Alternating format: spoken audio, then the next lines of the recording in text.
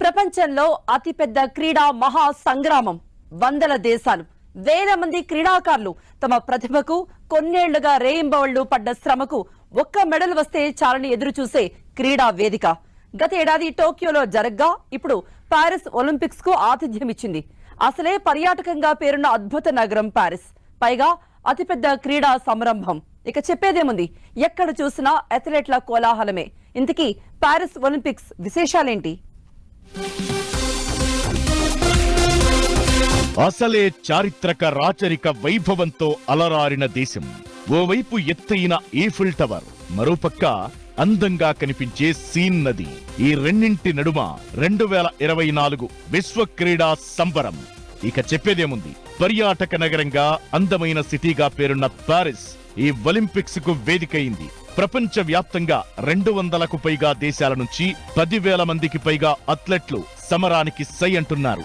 17 రోజుల పాటు జరిగే ఈ ఒలింపిక్స్ ప్రారంభ వేడుక భారత కాలమానం ప్రకారం జూలై 26 రాత్రి 11 గంటలకు ప్రారంభమై క్లోజింగ్ సెరమనీ ఆగస్టు 11తో ముగుస్తుంది. ఓపెనింగ్ సెరమనీ స్టేడియం బయట సీన్ నదీ తీరంలో నిర్వహించడం విశేషం. ఇలా స్టేడియం బయట ఆరంభ వేడుకలు జరగడం ఒలింపిక్స్ చరిత్రలోనే ఇదే తొలిసారి. చారిత్రక రాచరిక వైభవాన్ని చాటేలా కొన్ని, పర్యావరణానికి మేలు చేసేలా మరికొన్ని, ప్రముఖ కట్టడాల సాక్షిగా అభిమానులను అలరించేవి ఇంకొన్ని. ఇలా పారిస్ ఒలింపిక్స్ క్రీడల నిర్వహణ కోసం వేదికల్ని ప్రత్యేకంగా సిద్ధం చేసింది. 35 స్టేడియాలు, ప్రత్యేక వేదికలు ఈ విశ్వ క్రీడలకు ఆతిథ్యమిస్తున్నాయి. ఈ ఒలింపిక్స్ కోసం 2 స్టేడియాలనే కొత్తగా నిర్మించారు. ఇందులో ఒకటి సెయింట్ డెనిస్ లోని ఆక్వాటిక్ సెంటర్. ఇక్కడ artistic swimming, diving, water polo క్రీడాంశాల్లో పోటీలు జరుగుతాయి. బాస్కెట్బాల్, హ్యాండ్బాల్ కు ఆతిథ్యమిస్తున్న పీరే మారోయ్ స్టేడియానికి ఓ ప్రత్యేకత ఉంది. అవసరమైనప్పుడు మూసుకునేలా దీని పైకప్పును ఏర్పాటు చేశారు. ఈ స్టేడియం సామర్థ్యం 26,000.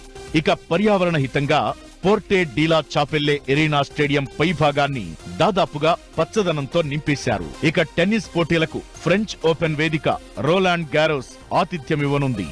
ఇక ఈ స్టేడియంలలో 100 ఏళ్ల క్రితం పారిస్ ఒలింపిక్స్ కు ఆతిథ్యమిచ్చిన ఇస్డ్యూ మనోయిర్ స్టేడియం కూడా ఉంది. 1924 ఒలింపిక్స్ కు వేదికగా ఉన్న ఈ స్టేడియం ఆటలకు మళ్లీ సిద్ధమైంది. ఈ ఒలింపిక్స్ లో భాగంగా ఇక్కడ హాకీ పోటీలు జరగబోతున్నాయి. ఫ్రాన్స్ లోనే అతిపెద్దదైన స్టేడ్ డి ఫ్రాన్స్ స్టేడియంలో ఈసారి ముగింపు వేడుకలు జరుగుతాయి. ఈక్వెస్ట్రియన్, మోడర్న్ పెంటత్లాన్ పోటీలకు వేదికైన శాటో డి వెర్సైలెస్ కు చారిత్రక గుర్తింపు ఉంది. అప్పట్లో దీన్ని వేట కోసం నిర్మించారు. ప్రపంచ వారసత్వ సంపదగా గుర్తింపు పొందిన మొట్టమొదటి ఫ్రెంచ్ నిర్మాణం ఇదే. 40,000 వరకు సీటింగ్ సామర్థ్యం ఉంది. మరోవైపు ఆర్చరీ,